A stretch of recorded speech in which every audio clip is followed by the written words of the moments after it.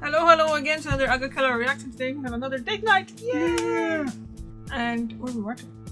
We are watching North America's lesser known inland rainforests by Urban Atlas. And I have a weird feeling it's gonna be something that I did reaction to about British Columbia. It's probably in British Columbia, so let's just jump into it. See? Something new. You don't know much about Canada, don't you? Or British Columbia? No. Yeah, me either. Not much. School was Deep 30 in the years heart of British That's fair Columbia, enough. Canada, lies a global treasure few people know even exists. Neither coastal nor tropical, this is the inland temperate rainforest, one of the rarest ecosystems in the entire world. Stretching over 16 million acres from the interior of British Columbia into parts of the United States like Washington, Idaho, and Montana, these forests have stood for thousands of years, evolving Nice. in near isolation. In this video, let's journey into their depths to discover why scientists call this the rainforest you've never heard of. And as always, this is Ali, and welcome back to Urban Atlas.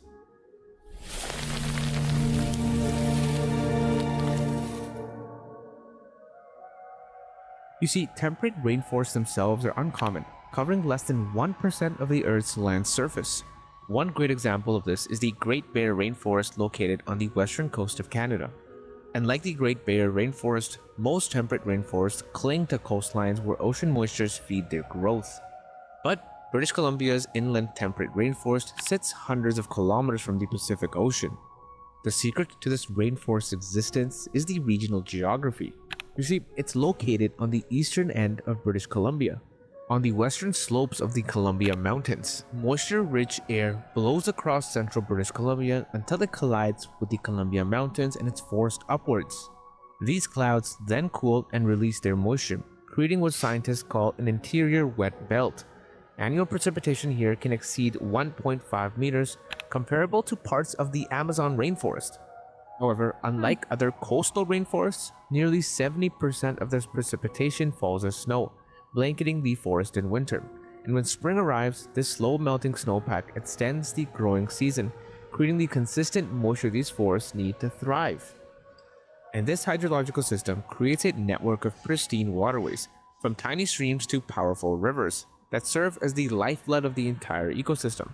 Locations such as Revelstoke and Rogers Pass are among the snowiest in Canada, and both are located in this unique temperate inland rainforest. The story of these forests began at the end of the last ice age, roughly 10,000 years ago. As glaciers retreated, pioneering species gradually established themselves on the newly exposed landscape. But what makes this forest truly special is its remarkable stability. Without the regular disturbances of coastal storms or frequent... That's what it is. Like people think humans were around with the dinosaurs, when that's not true, because the dinosaurs were extinct 65 million years ago. Yeah, and then you had last ice age 10,000 years ago. Like Poland celebrated 1,000 years of our kingdom food now this year. So, and there's countries that they are out there for what, 5,000 years now. Really? Yeah, China, India. If you think about it, you know, so. That wasn't that long ago, you're right about that. Yeah. Interesting. Wildfires? These forests have remained unchanged for many thousands of years. In some valleys, we've found evidence of forest continuity stretching back 7,000 years. That's extremely rare globally. But today's inland temperate rainforest isn't uniform. It's a mosaic of different forest types, each shaped by subtle variations in elevation, aspect, and soil conditions. Cedar hemlock forests dominate the wettest areas, while spruce and subalpine fir become more common at higher elevations. And thus, the most visible ambassadors of this forest are its ancient trees. Western red cedars and western hemlocks dominate, some reaching over 1,500 years old. And these giants can reach height of 50 meters and diameters of 4 meters or even more. In addition to the rainforest above your head, there's also a rainforest beneath your feet. You see, moss communities are signature features of the inland temperate rainforest, and over 400 species create intricate miniature worlds, capturing moisture from the air and releasing it slowly into the ecosystem. That's cool. Even more diverse are the lichens. which is not a single organism but a partnership between fungi, algae, and bacteria. I'm a fun guy. Over 700 species have been documented You here. know the lichens? That is it, like what he said? Like, this is how you pronounce it? I never know how to say it. It's spelled, I think, Lichen. And to me it's like, I would read that as lichen. Yeah, I know. But it's just so more edible. Really? Yeah. So Many good growing volume high work. in the canopy where they're rarely seen by human eyes. After rainfall, the forest floor erupts with fungi of all shapes and colors. These decomposers break down fallen trees and recycle nutrients, but they also form So underground cute. partnerships with living trees, exchanging minerals for sugars through vast they're networks. edible. They kinda This look like a continuous vitamin. cycle of life and death is perfectly illustrated by nurse logs, fallen trees that provide the perfect growing medium for the next generation of forest trees. And perhaps no species better represents this forest than the endangered mountain caribou. Unlike their tundra relatives, these caribou have adapted to life in old-growth forests, feeding on arboreal lichens when deep snow covers other food sources. With specialized hooves that act like snowshoes, mountain caribou can access parts of the forest inaccessible to other ungulates. But this specialization has become a bit of a liability as old-growth forests are starting to disappear. In total, the inland temperate rainforest provides critical habitat for over 70 mammal species. Grizzly bears dig for roots in spring and feast on berries in the late summer. Wolves, wolverines, and lynx patrol these forests, following the movements of their wolverine, isn't prey it? animals. Big. yeah. Its Call it clean, bear. cold streams saw the, support bull tail. trout and inland population of salmon that journey hundreds of kilometers from the ocean. And thus, these fish bring fucking marine describe- nutrients far inland, feeding both wildlife and the forest itself. Interestingly, it has been estimated that much of this forest biodiversity remains undiscovered. Scientists believe that thousands of microorganisms, fungi, and insects may be unique to this ecosystem, with many yet to be named by science. Today, forests like these are revealing new secrets to science. Recent studies have documented how trees communicate through underground fungal networks, sharing resources and warning each other of threats. In addition, the soils of these forests are also proving to be exceptional carbon sinks, storing significantly more carbon than many other forest types. This makes their conservation increasingly important in an era of climate change. You see, the combination of cool temperatures, consistent moisture, and minimal disturbances has allowed these forests to accumulate extraordinary amounts of carbon over millennia, which makes the conservation of these forests increasingly important.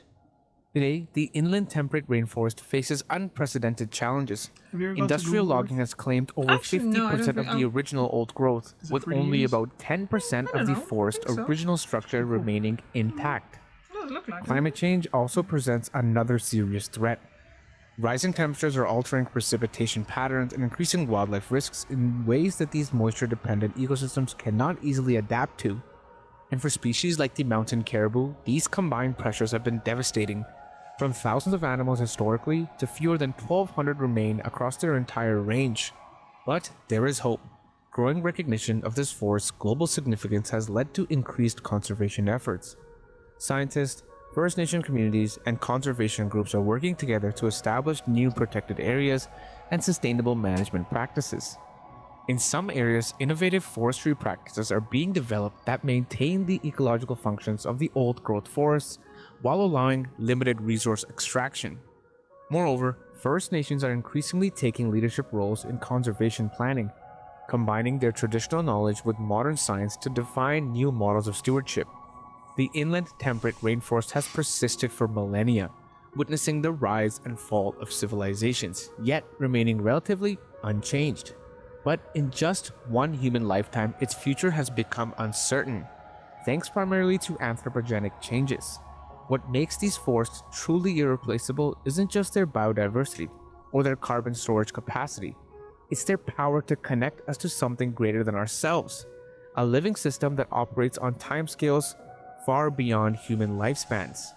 And what happens next depends on our choices. Will we recognize the irreplaceable value of these ancient forests before they disappear? The legacy of North America's inland temperate rainforest and the countless species that call it home now rests in our hands. And remember, if you like content like this, remember in the forest like this. Yes, but without the bears. Or lynxes. Or lynxes, or anything that can kill me, or Yeah. see me appetizing. Like mosquito does. Yeah. Anything like that. Just me, you, cold weather, and Cold weather. like Chris Bear. And Cold weather. we have campfire. I don't know. You're romantic. I don't know about camping in cold weather. In summer, Summertime though. the mosquitoes are out. Yeah, you can survive mosquitoes. Yeah. What you think? It looks nice though. It does. I think it's part of the forest must be used in one of those, like when they doing like forest, like in forest and stuff, and you always see like lots of moss and stuff, and then you kind of like let you know where is this, and it's shot in British Columbia. That's what they mean. I wouldn't be surprised. Yeah. Because this is how I know that where British Columbia is, because of a lot of shows were filmed in there. So yeah. Cool. Yeah, no, I don't have much to add though. It looks really nice. Well, I don't know if we're gonna ever go there. Then we have so many places to go first. Definitely. We have our sights in 2 places now for next few years. So, and obviously in this all of Poland. True. Pizza Hut. Yeah. See, that's Eric's major things to go somewhere. Pizza Hut. Yeah. You have anything to add? No. Oh, I forgot to turn that thing off. Again. Thank you very much for watching. I see you tomorrow and see you next week. Bye!